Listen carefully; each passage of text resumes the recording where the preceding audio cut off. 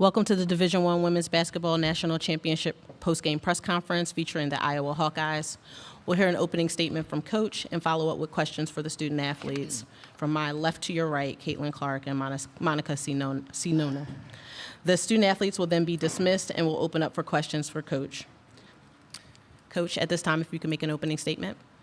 Yeah, I just want to congratulate LSU. I thought they played a phenomenal game. They shot the ball really, really well today. Jasmine Carson came off the bench and played extremely well. Last year, she did, better than what we thought. I mean, they really played well. They were ready to go. They did a great job. I'm just so proud of my team. I'm so proud of the women they are. I'm so proud of what they stand for. The Iowa fans that came here in droves. I'm so thankful for them. I'm thankful that I get to coach at a university like the University of Iowa, but I'm telling you, this is brutal. It's really tough to walk out of that locker room today and to not, be able to coach Monica and McKenna ever again. That's tough. But I am very thankful for the season we had, and I don't want anything to take away from that.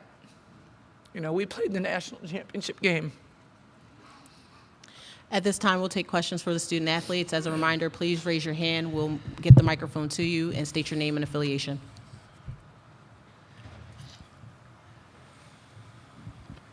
Hi, Caitlin. Chad Leistico, Des Moines Register. Obviously, foul trouble was a significant story in this ballgame. Can you talk through the two offensive fouls in the second quarter and then the technical foul in the third, please? Yeah, obviously foul trouble, not really what you want in the national championship game, especially for our two seniors who have given so much to this program and they have to sit the rest of to finish their career on the bench. It's not something that they deserved by any means. And, I thought they called it very, very tight. I don't know about the two push-offs in the second quarter. I'm sure, they saw that I pushed off and they called it whatnot and then hit with the technical foul in the third for throwing the ball under the basket. And, sometimes that's how things go. And, I thought all I could do was respond and come back out there and keep fighting and keep trying to help this team crawl back into the game. And, I'm just proud of this group because we never gave up. We never, we could have gone into halftime and been like, what do we do? But our halftime locker room was like, we're fine. We got this. We believe in one another. We have the offensive firepower to come out here and cause some damage. And, I thought you showed our fight. It showed our fight, this team. And that's what the story has been all year long. It's just a bunch of fight and mental toughness. And, you got to give a lot of credit to LSU. They played an outstanding game. And, they made some tough threes, some tough jumpers off of, ball screens, and sometimes you have to live with some of that. So, yeah. We're going to stay to our left. Go ahead, Lindsay. Lindsay Schnell, USA Today. Monica and Caitlin, I know it can be hard to be reflective at this point right after you walk out of the locker room, but I wondered if both of you could speak to what Caitlin has done for the women's game over the last 3 weeks. The numbers the other night were bonkers. A lot of people tuned in today, and I think that she probably single-handedly made a lot of little kids want to play basketball. And just how will that impact be felt next year and maybe the year after if she stays and beyond? Yeah, I mean, she's a phenomenal basketball player. We all know that. She's proven it time and time again. But I think the biggest thing is the way she holds herself and the way she plays the game. She's doing it the right way. She's doing it the fun way. She's being a role model to little kids who want to grow up and be just like her. That's a great thing. So I think in these past 3 weeks, she's done so much, but it's not just these 3 weeks. She's been doing it, since she decided to play basketball. It's been a progression to this point. So we all know what a phenomenal basketball player she is, but it's the person she is behind it all that's inspiring these kids as well. Thanks, Mom. I think just the biggest thing is, it's really, really special, and I don't think it's going to set in for me for quite some time. I want my legacy to be the impact that I can have on young kids and the people in the state of Iowa. And I hope I brought them a lot of joy this season. I hope this team brought them a lot of joy. I understand we came up one win short, but I think we have a lot to be proud of and a lot to celebrate. And I was just that young girl, so all you have to do is dream, and you can be in moments like this. I want to take a question to our right in the front row. Hi, Chloe Peterson, Daily Iowan. Despite losing, what does it mean for the program to just appear in the national championship game for the first time? I think it's huge for us. It just shows the hard work that Coach Bluter and this coaching staff have been putting in. So it's long before this team did this. They're just doing it the right way. I keep saying it all the time, but we truly are a family. They've built something truly special there. I wouldn't have wanted to do this anywhere else with any other team, with any other group of people. So it's truly been an honor. To our far back left-hand side, please. Nancy Armour, USA Today Sports. Monica, you might have a little more freedom to address this, but this has been a phenomenal tournament. You guys were on ABC today. Numbers have been through the roof. And the officiating today was not great. The 37 fouls is a record for the tournament. What needs to be done? I mean, does that hurt the women's game? And what would you like to see going forward? Yeah, I don't really think that's a great question for me to answer, honestly. I'm going to leave that up to whatever powers may be, but we can't live in the past. All we can do is live in the moment. That game happened. Those calls were called. Going forward, we'll see what people decide to do about it, but as of right now, I'm just so proud of what this team has done despite adversity. Throughout the entire season, we've come out and just given it our all, and that's really all you can do in any of these situations is just put your heart into it and believe, and we did that. To our right, Howard. Howard Megdal with the Nets. Congratulations to you both on a terrific season. Caitlin, I'm hoping you to take me through the moment when Monica fouls out and you come over and share that moment with her. Obviously, your time with her was going to come to an end today, no matter what happened. Just what was said and what were you thinking in that moment? Well, I was really bummed that, somebody that has made me a really, really good player had to spend the last 5 minutes on the bench. I had 6 minutes on the bench, and somebody that has given so much to our program. And Monica's one of the most fun people to be around. She's goofy, and she deserved a little better than that. And Monica would tell you when she first got here, she never dreamed to be as good as she is. And I still don't think she realizes how good she is. And other people don't realize it either. She doesn't get the credit she deserves. And I told her after the game, I'm nothing without you. She's made me a better person, a better basketball player.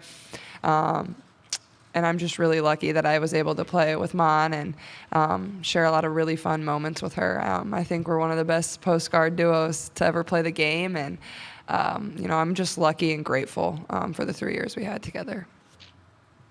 We're going to stay to our right in that same row. Jen Hadfield with the Next. Just for either or both of you, what kind of turned things around when you came out of the halftime locker room and went on that run? Can we start with Monica? Yeah, I think just the belief we had in the locker room. Nobody doubted. We know the offensive firepower we have. We know no game is unachievable for us. Unfortunately, it ended the way it did, but we're number one offense in the country. We have the means to get back into anything. So I think that was the talk coming in. Obviously, we knew on the defensive end we had to sharpen it up a little bit, and I think we did. We had stretches of that. Again, basketball is a game of runs, but I think we went on a pretty great one. And Caitlin?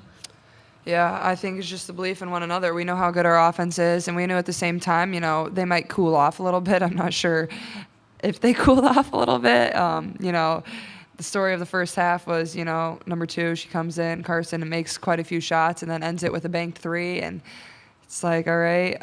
But you just never hang your head. You just come out, keep fighting, and we just know it's only one possession at a time. You just got to get a stop, and we go down and score. And I think we cut it to 7 there eventually, but couldn't quite get over the hump. And, having foul trouble can hinder you at times too. So proud of this team's fight because, a lot of teams would probably hang their head and give up with a, halftime deficit like that, but that wasn't what we're going to do.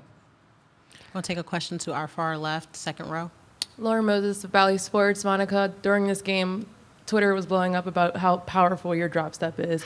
And it's easy for Caitlin to talk highly about your game, just seeing you progress. But how would you describe the mark that you left on this tournament, the NCAA tournament this year?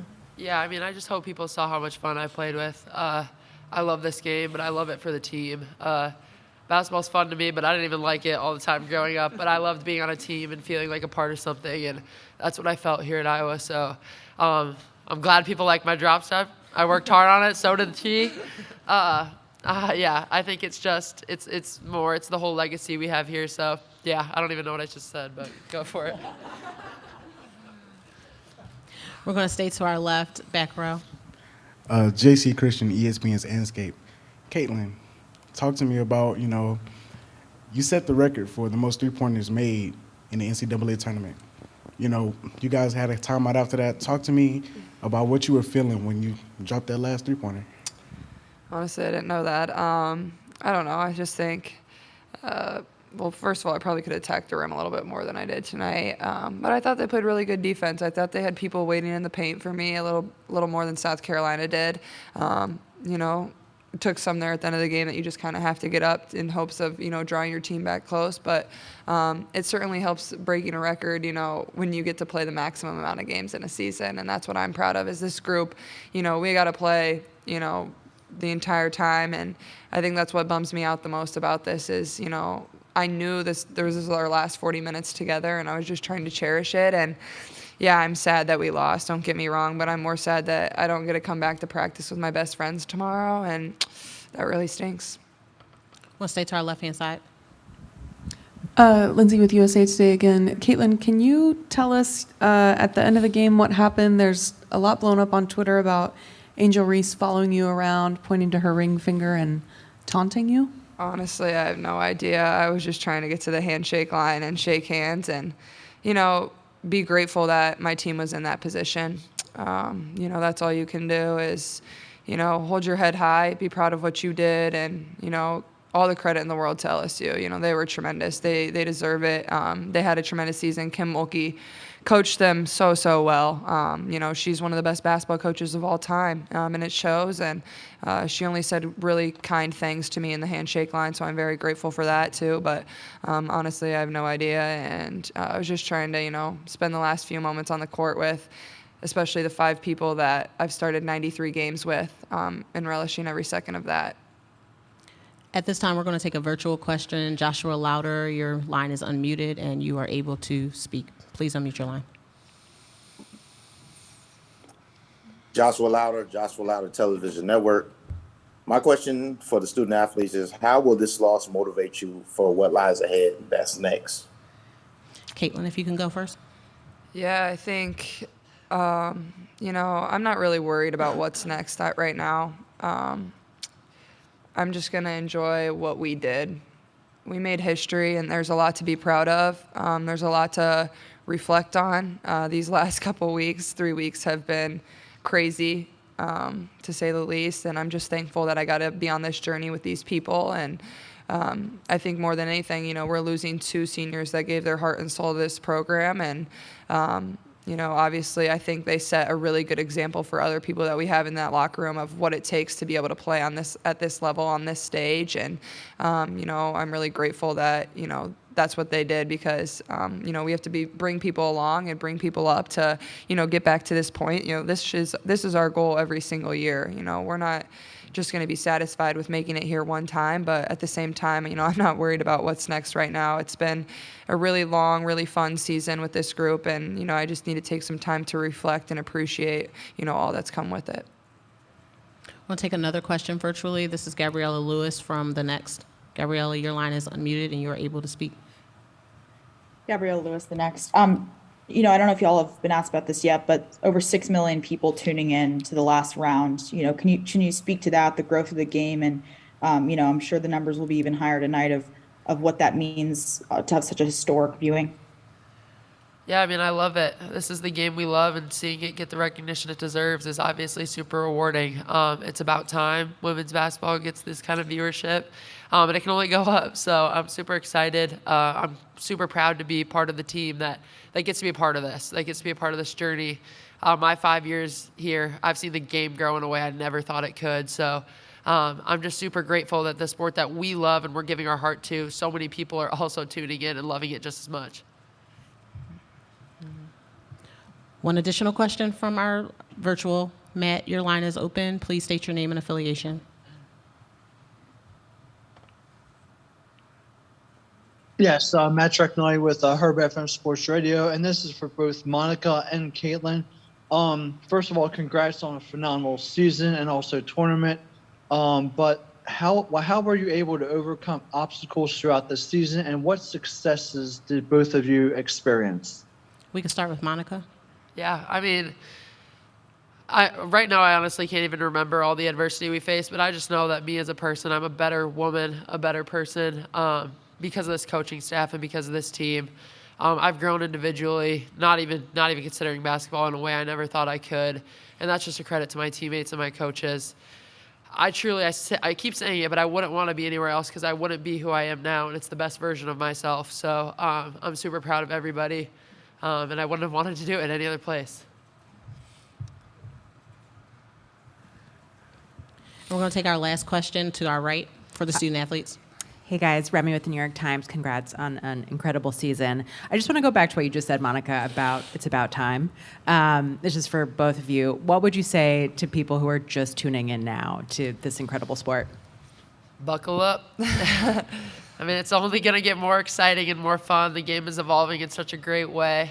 I'm glad you're tuning in now, but keep it up. Yeah, I think the same. I think once people really turn on the TV or come and sit in the seat, they see how good the product is and how fun the game is. And our team plays it the right way. They play basketball the right way, and they have a lot of fun doing it. But at the same time, they understand there's more to life than just basketball. And I think that's the biggest thing is just when people come and watch and understand the game, they see how fun and how great the product is. And they keep coming back for more, so it doesn't surprise me. Thank you both, ladies. Thanks.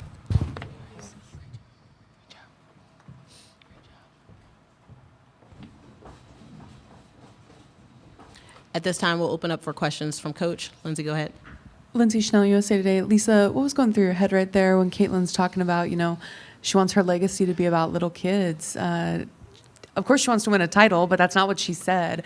And what does that make you feel? And then also, you get to coach her maybe 2 more years. Yeah, I mean, I'm sorry. That's what our whole team is about. They know their role models. They relish in it. And not just for young kids either. This team has brightened the lives of so many people of all ages. Yeah, of course, I'm happy I get to coach Caitlin another year, maybe 2. Nancy, go ahead. Lisa, Nancy Armour, USA Today. I'll ask you about the fouls. The game has progressed in terms of the players, the coaching, everything else, and today we saw that the officiating has not kept pace yet. Just wondering what your thoughts in general and maybe what you would like to see going forward. Yeah, I can't comment on the officials. It's very frustrating because I didn't even feel like I could talk to them, like they wouldn't even listen. That's what's frustrating is that there wasn't even a conversation that could be had. But, when your 2 seniors have to sit on the bench and, I know they don't know they're seniors, I get it, but I don't know, those 2 women didn't deserve that. I just don't think so. And then Caitlin getting a T, I don't know. It's too bad because, yeah, it's just too bad. Take a question to our right. Go ahead, Howard. Lisa, Howard Megdal from the Nats. Congratulations on the season that you had. Just 2 moments I'd like to isolate on if I could. First of all, when you're walking out there, when you're hearing that Iowa crowd, when you're standing there next to 2 women you've coached with for 30 years, what's going through your head just in the lead up to this game? A follow-up after that. Just gratitude. I am so thankful. Hawk fans that came here, travel from all over, and I look up and I see my family up. I have the best family. I'm so blessed. I don't know why I'm upset about this because I shouldn't be. I'm sorry. I honestly feel so much gratitude. I get to do this, what I love to do, the people that really, make a difference in people's lives. And I get the best family in the whole world. I'm just so thankful. And just related to it, when you're gathering with that team after, if you just take me through what some of your message was to them when this game was done. Yeah, I'm sorry. I'm going to try to get a grip here. Yeah, I'm just proud of them. I just told them that, for them, don't remember this. Remember that they played in a national championship game. Remember that they made it to the Final Four. And I asked them at the beginning of the year if they would have been happy with playing in the national championship game. All of them would have been. I just told them there's nobody else I'd want to coach except for them. Coach, we're going to stay to our to our right, the back row, please. Hi there, Leah Jean Denley, Insight News out of Minneapolis. What was the focus of your message during that timeout in the fourth quarter? I don't know if I can remember. The one that I called when they went up 14 or whatever. Just, keep believing. Stop, score, stop. I think we went to switching 1 through 4 ball screens. Is it just a little bit of a change? Focus on what we can control and not on what we can't control. There's a lot of things out there we couldn't control, and I just didn't want my team getting wrapped up in it. And I think at times we did, though. We didn't succeed 100% in that. I probably didn't succeed 100% in that, but we'll learn. Stay to our right. Jen Hadfield with the Next. Just wanted to ask you about a couple of your, for lack of a better word, role players. Kate Martin, Gabby Marshall hitting some shots. Yeah. We talk a lot about Caitlin and Monica, but how big were those two tonight? And their defense, too. I mean, they work so hard defensively, and I understand we gave up a lot of points. I know that. But we weren't expecting, banked in threes and those type of things that really can hurt your momentum. Again, those two women are such amazing people that, Kate, what does she go? I gotta get my glasses. Kate's 3 for 4 from 3-point line. We have 4 people in double figures and almost 5. Gabby, she's been shooting like that for such a long time after a slow start to the year, and I'm so proud of her for continuing to believe that she could do it, and she would do it, and she did it. So there's just so many people on this team. There's great kids. Lisa Lindsay from USA Today again. Can you comment on Angel Reese following Caitlin around? Did you feel like it was taunting? I'm sure she was really proud of her accomplishment, and I would be really proud of my accomplishment if I made it, won the national championship too. We are all different people, and we all have different ways to show our emotions, and I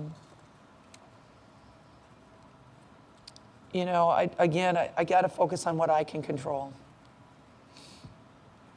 Going to go to our left, the second row. Hey, Coach. I'm Molly Kaling from Adweek. You've got a team that's captured the nation's attention and players that have too. What do you think this means for women's basketball, and where do we go from here? And Iowa basketball too.